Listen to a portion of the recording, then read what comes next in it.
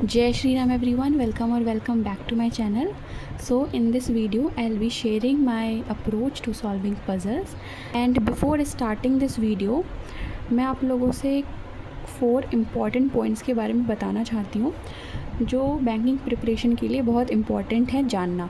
तो सबसे पहला पॉइंट है पॉसिबिलिटी के बारे में। जो हमारी टेबल वाली पज़ल होती है मंथ बेस्ड या फिर जो डेज़ वगैरह होते हैं, ईयर, एज, उसमें क्या होता है कि अगर आपकी पॉसिबिलिटी 4 से ज़्यादा बन रही है तो मैं सजेस्ट करूँगी कि आप उसको बाद में करो, मतलब मार्क फॉर रिव्यू करके आप उसको लास्ट में करो। एंड जो शेप वाली पज़ल होती है जिसकी स्क्वायर हो गए, ट्रायंगल हो गए, रेक्टेंगल हो गया, पेंटागोनल, हेक्सागोनल, ये सब होते हैं, अगर इसमें 2 पॉसिबिलिटीज़ बन रही है तब तो ठीक है, तब तो आप उसको कर लो इंस्टेंट। अगर उसमें अगर 2 से ज़्यादा बन रही है, अगर 3 भी बन रही है तब भी ठीक है, लेकिन अगर 3 से ज़्यादा बन रही हैं तो आप उसको क्या करेंगे, मार्क फॉर रिव्यू करके आगे बढ़ जाएंगे। एंड जो हमारा सेकंड इम्पॉर्टेंट पॉइंट है वो क्या है कि जैसे कि मुझे पता है कि जो फ्लोर प्लस फ्लैट वाली जो पज़ल है एंड जो एज वाली पज़ल होती है उसमें मुझे थोड़ा टाइम ज़्यादा लगता है सॉल्व करने में, तो मैं क्या करती हूँ, ऐसी पज़ल को सबसे लास्ट में करती हूँ। तो ऐसे ही आपको भी पता होगा कि आप कौन सी पज़ल में ज़्यादा टाइम लेते हो, तो वो आपको मार्क फॉर रिव्यू करके लास्ट में करना है।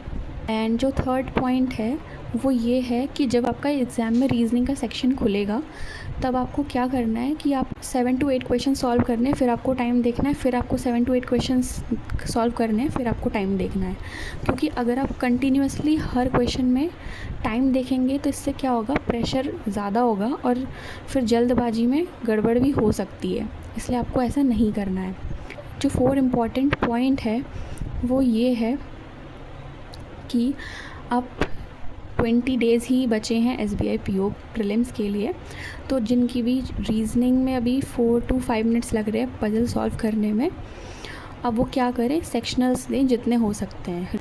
जो लोग बिल्कुल 5 मिनट्स ले रहे हैं या उससे ज़्यादा ले रहे हैं तो वो दिन में अबव 3 तो सेक्शनल दें ही। मॉक टेस्ट आपने परचेज़ कर रखा उसमें से सेक्शनल्स ले सकते हैं, या फिर जो बंडल PDF आते हैं गाइडली के उसमें भी टाइमर के साथ होते हैं, वो भी कर सकते हैं। या फिर आप जो 12 बजे 12 पज़ल वाली जो सीरीज़ है पुनीत सर की, उसमें भी टाइमर होता है, तो आप उससे भी कर सकते हैं, लेकिन टाइमर के साथ पज़ल्स को सॉल्व करना बहुत इम्पॉर्टेंट है। मैं आपको बताऊंगी कि मेरी अप्रोच क्या रहती है पज़ल सॉल्व करने की, एंड मैं कैसे पॉसिबिलिटीज़ को टैकल करती हूँ, एंड जो इंस्टेंट पॉसिबिलिटी होती है मैं उसको कैसे लेती हूँ। बिल्कुल पेशेंटली आप बने रहना इस वीडियो के एंड तक। एंड तो हम पहले डेटा लिख लेते हैं, मई 65,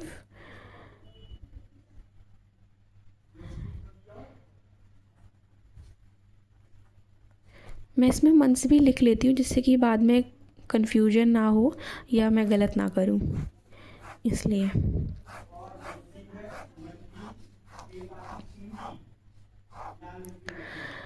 इसमें ये लिखा है कि O bought the car on an even number date month having 31st, तो हम यहाँ पर भी लिख सकते हैं, यहाँ पर भी लिख सकते हैं।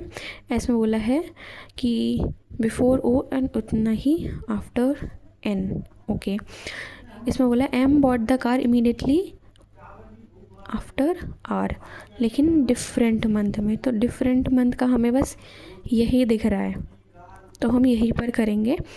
इसमें बोला है कि जितने पर्सन M and Q के बीच में है उतने ही R and P के बीच में है, लेकिन इसमें एक चीज़ और बोली कि जो P है वो आफ्टर Q है, लेकिन जो Q है वो इमीडिएटली बिफोर O नहीं है। तो हम इसमें M and Q यहाँ पर भी लिख सकते हैं, and Q यहाँ पर भी लिख सकते हैं। तो ये हमारी इंस्टेंट पॉसिबिलिटी है जो मैं अभी ले रही हूँ। बहुत सारे एस्पिरेंट को मैंने देखा है वो क्या करते हैं, पहले देखते हैं कि ऐसे हो जाएगा कि नहीं होगा फिर हम ये लेंगे, लेकिन मैं ऐसा नहीं करती हूँ, मैं दोनों साथ साथ ले लेती हूँ। क्या पता ये ना बने तो फिर मुझे दोबारा स्टार्ट करना पड़ेगा, इसलिए मैं ऐसा बिल्कुल भी रिस्क नहीं लेती हूँ। तो एक बार मैं Q यहाँ लिख रही हूँ, एंड एक बार P यहाँ, एंड एक बार Q यहाँ, M and Q, 1 2 3 1 2 3, and P यहाँ लिख रही हूँ। अभी हम पहले ये वाला देखते हैं कि क्या बन पाता है। S the car after T, S यहाँ पर, टी यहाँ पर। अब इसमें बोला है कि कोई भी जुलाई में नहीं है, तो जुलाई में ये वाला है, तो हम ये वाली हमारी बन गई है एंड इसको हमें फिर बनाने की ज़रूरत ही नहीं पड़ी, तो ये हमारी वैसे ही कैंसिल हो गई। ठीक है। सो अब मैं आपको दूसरा वाला करके दिखाती हूँ कि जो शेप वाले होते हैं हमको वो कैसे टैकल करना है। ये मैंने जो क्वेश्चंस हैं गाइडली से लिए हैं, SBI PO के। सो ठीक है। सो इसमें क्या है, 8% स्क्वायर टेबल। ठीक है, 2 स्क्वायर तो हम बनाते ही हैं। 4 आवर में ये तो ठीक है, सारे ही सेंटर फेस कर रहे हैं, तो मैं डायरेक्शन के लिए डायरेक्शन नहीं लिखना पड़ेगा। इसमें लिखा है S it's her to the right of W who doesn't in corner. अच्छा, तो यहाँ पर हम लिख सकते हैं एस एंड एस। ठीक है, इसमें लिखा है T 2 places away from P left हो या right and T and W. तो यहाँ पर हम एक बार टी यहाँ लिख सकते हैं, एक बार यहाँ लिख सकते हैं। अगर ये टी जो है पी से 2 प्लेसेस अवे है तो पी यहाँ नहीं आ सकता, इसलिए हमने पी यहाँ लिखा। लेकिन पी यहाँ भी आ सकता है और यहाँ पर भी आ सकता है। लेकिन जैसा कि मैंने इस क्वेश्चन में किया था, मैंने इंस्टेंट पॉसिबिलिटी ली थी, तो मैं यहाँ पर भी इंस्टेंट पॉसिबिलिटी लूँगी, जिससे कि अगर नहीं भी बने तो भी कोई बात, जिससे कि हमारा टाइम वेस्ट ना हो। पी, अब इसमें बोला है एस एन आर जो है वो इमीडिएट नेबर्स नहीं है। इसमें बोला है टी एन आर के बीच में जितने हैं वो 1 लेस है पी एन एस से। जब हम काउंट करेंगे left of T N P, left of T से 1 है।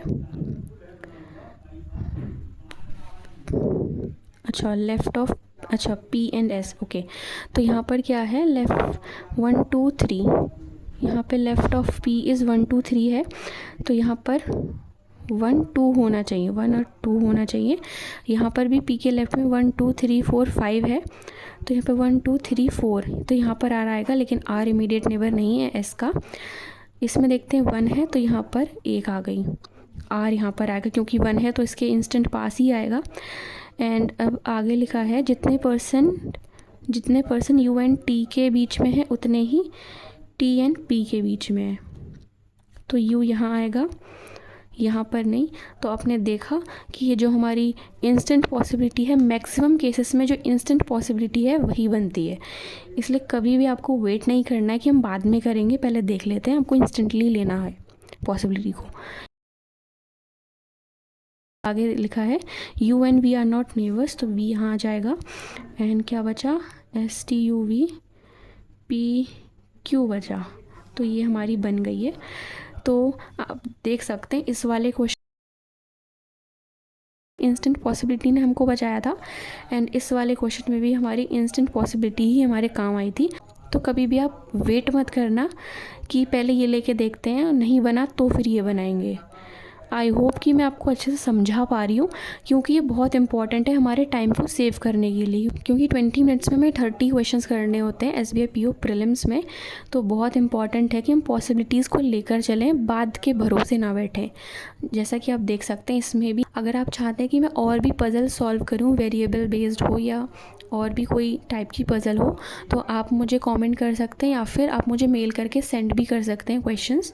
सो अगर आपको वीडियो हेल्पफुल लगी है तो please like, share and subscribe, and thank you for watching.